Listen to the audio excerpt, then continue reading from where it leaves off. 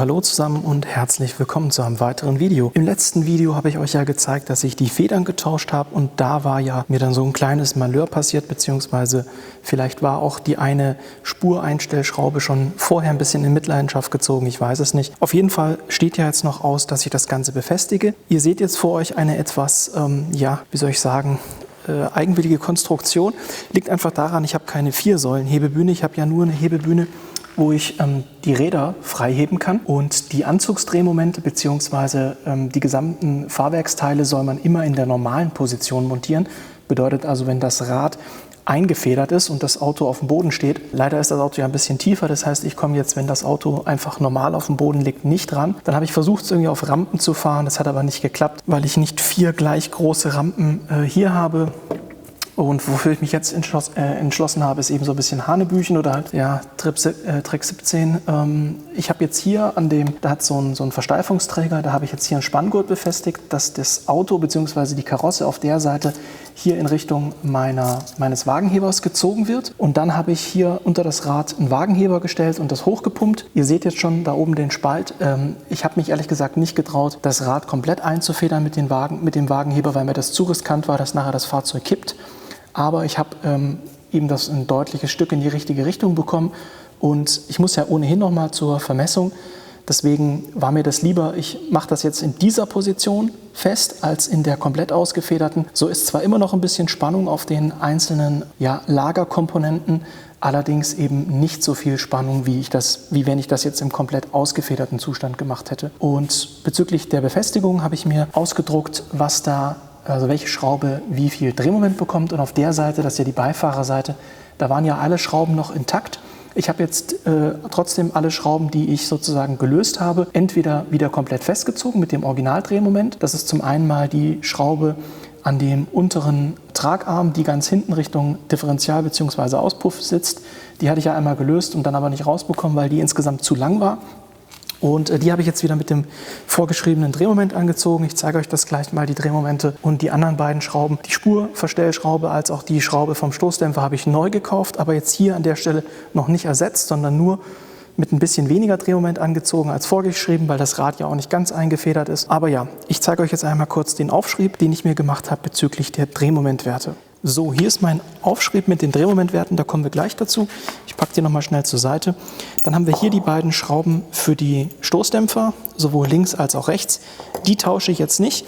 Da das Auto ja noch zur Vermessung muss, werde ich die Schrauben mitnehmen und die Kollegen vor Ort dann bitten, die Schrauben zu ersetzen und mit dem richtigen Drehmoment anzuziehen. Jetzt kommen wir mal zu dem Drehmomentblatt. Ich denke, man kann das jetzt ganz gut erkennen. Wie gesagt, ich dokumentiere immer alle Schritte, die ich am Fahrzeug mache, in meinem digitalen System. Ich habe da so ein eigenes kleines System aufgebaut, wo ich die Informationen festhalte, auch meine Wartungsintervalle und alles. Und hier ist jetzt zum Beispiel der Aufschrieb, den ich mir gemacht habe. Also die Originalinfos kommen vom BMW Tech Info, also ISTA. Und da sieht man jetzt diesen Tragarm. Hier hinten, das ist die Schraube, die ich ja zuerst versucht hatte zu lösen, die eben Richtung Differential zeigt und auch in der Nähe vom Auspuff ist. Da bin ich ja gescheitert, weil ich die nicht rausbekomme, weil bei mir die Klappenauspuffanlage bzw. der Verstellmotor da im Weg ist. Die bekommt 165 Newtonmeter. Das habe ich entsprechend jetzt mal mit 140 Newtonmeter angezogen, weil ich, wie gesagt, das Fahrzeug ja jetzt nicht im komplett eingefederten Zustand habe. Wollte ich da auf das Lager nicht das komplette Drehmoment geben. Habe jetzt mal nur 140 genommen, bis dann eben beim Vermessen das richtig nochmal entspannt und nochmal festgezogen werden kann. Dann die Schraube hier vom Stoßdämpfer, die bekommt 100 Newtonmeter plus 90 Grad. Der Schraube habe ich jetzt einfach nur die 100 Newtonmeter gegeben und nicht mehr. Die 90 Grad, wie gesagt, und auch den Schraubenwechsel sollen dann die Jungs bei der Vermessung machen. Dann die Schraube hier vorne, die den Sturz verstellt. Die habe ich jetzt auch noch alt belassen, habe sie aber, wie ihr hier sehen könnt, bereits zweimal neu. Auf der Beifahrerseite, wo wir jetzt gerade eben hingeguckt haben, da war die Schraube und diese Verstellmutter ja noch intakt. Das ist übrigens auch eine neue Version, also eine angepasste Version, die ist deutlich dicker vom Material. Da gab es wohl scheinbar Probleme. Das heißt, da habe ich jetzt auch die verbesserten Versionen, lasse ich dann ersetzen. Und diese Schraube bekommt, genau wie die Schraube dort hinten, auch 165 Newtonmeter. Ich habe die jetzt hier mit 140 wieder angezogen, analog zu der Schraube da hinten. Wie gesagt, die richtigen Drehmomente bekommt das Fahrzeug dann, wenn es bei der Vermessung ist. Und jetzt hätte ich gesagt, gehen wir einmal an die Beifahrerseite und ich zeige euch mit der GoPro, wie das dann unten aussieht mit den Schrauben, wie ich die jetzt befestigt habe.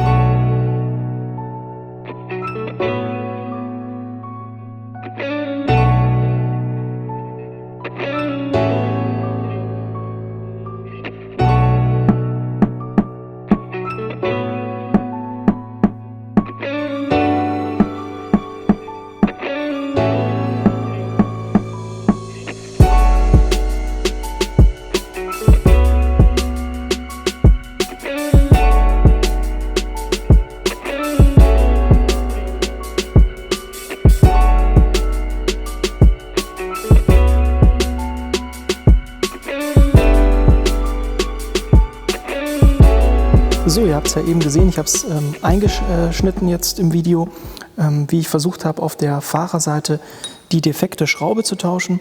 Hier kann man jetzt nochmal ganz gut sehen, wie kaputt das Gewinde ist. Und ja, Überraschung,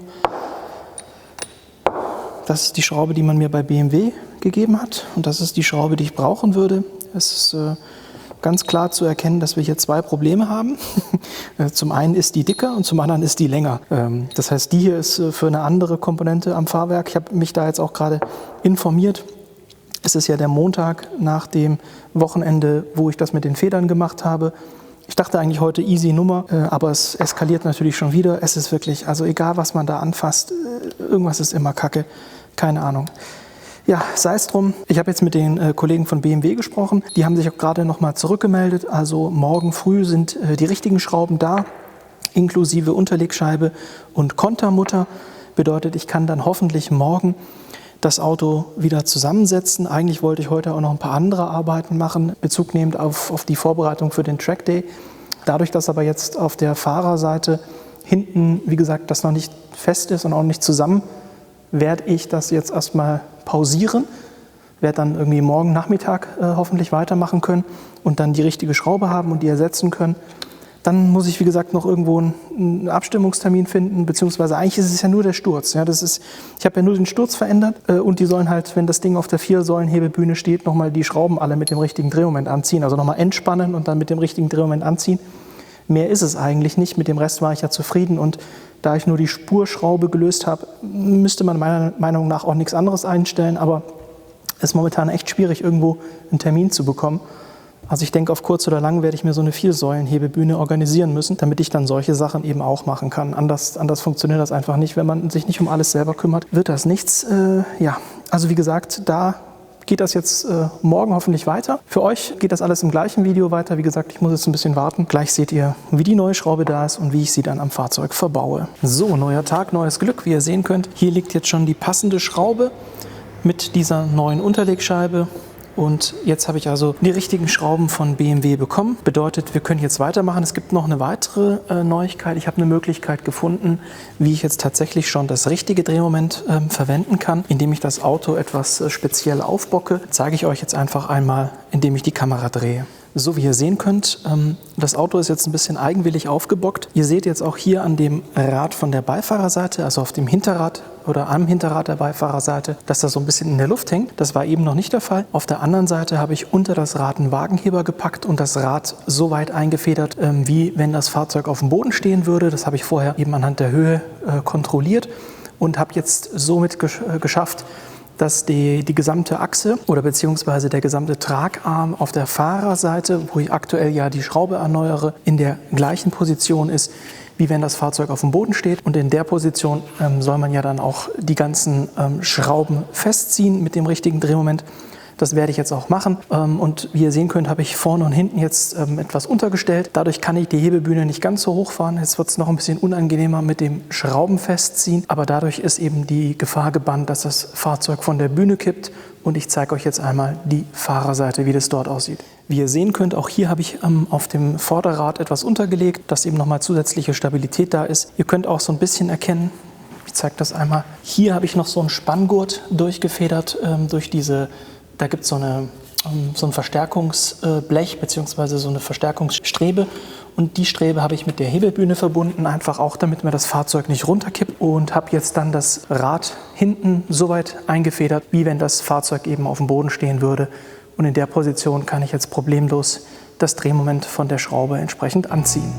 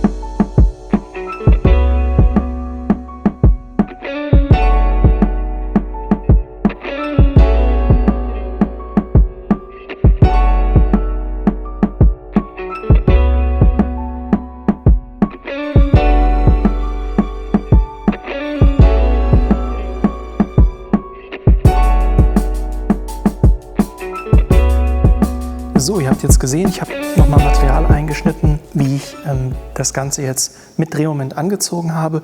Ich habe jetzt der Vollständigkeit halber das Ganze auf der Fahrer- als auch auf der Beifahrerseite gemacht. Das Einzige, wo ich jetzt noch nicht das vorgeschriebene Drehmoment von 165 Newtonmeter angewendet habe, war auf die Einstellschrauben von dem Sturz von der Hinterachse. Aus dem einfachen Grund, da das Ganze ja nochmal zur Vermessung muss und damit dann da nicht vielleicht irgendein Missgeschick passiert, ähnlich wie jetzt bei mir das der Fall war, dass nachher sich so eine Mutter verkantet, beziehungsweise diese Sturzeinstellschraube sich verkantet oder dieses Blättchen, was ich euch gezeigt habe. Deswegen habe ich da jetzt eben noch nicht die 165 Newtonmeter drauf gegeben, sondern nur die 140, damit sich das leichter lösen lässt. Ansonsten habe ich auf der Beifahrerseite, blende ich nochmal ein, die Schraube hinten von dem Tragarm mit 165 Newton angezogen, die Stoßdämpferschrauben mit jeweils 100 Newton und 90 Grad und die beiden anderen Sturzschrauben eben mit 140, nehmen aber die ganzen Daten mit zur Vermessung und bitte dann dort die Kollegen, das eben mit dem entsprechenden Drehmoment von 165 festzuziehen. Damit wäre das jetzt erledigt. Das Ganze hat jetzt ein bisschen länger gedauert. Eigentlich wollte ich das ja im ersten Video mitverarbeiten, dann ist aber das mit der Sturzeinstellschraube passiert. Auf der anderen Seite auch ganz hilfreich, denn ich habe jetzt noch eine Möglichkeit gefunden, wie ich die ganzen Schrauben in der Normalposition des Fahrzeugs bzw. der eingefederten Hinterachse oder des eingefederten Rads festziehen kann. Das habt ihr ja gesehen, indem ich dort einfach an jedem Rad was drunter gestellt habe und das Rad, wo ich die Drehmomente anziehe, dann eben hier mit dem Wagenheber drunter, habt ihr ja gesehen, und dann so weit anheben, bis das Rad in der gleichen Position ist, wie es das wäre, wenn das Fahrzeug auf dem Boden steht. Das hat super funktioniert. Das passt alles. Insofern war es das fürs heutige Video. Ich hoffe, es war wie immer etwas Hilfreiches für euch dabei. Beim nächsten Video geht es dann endlich um so Kleinigkeiten und Vorbereitungen für den Trackday-Einsatz, nochmal Bremsflüssigkeit und ich werde die Radbolzen tauschen und die Radnaben nochmal reinigen. Das seht ihr dann aber im nächsten Video. Bis dahin, euch eine gute Zeit und ciao.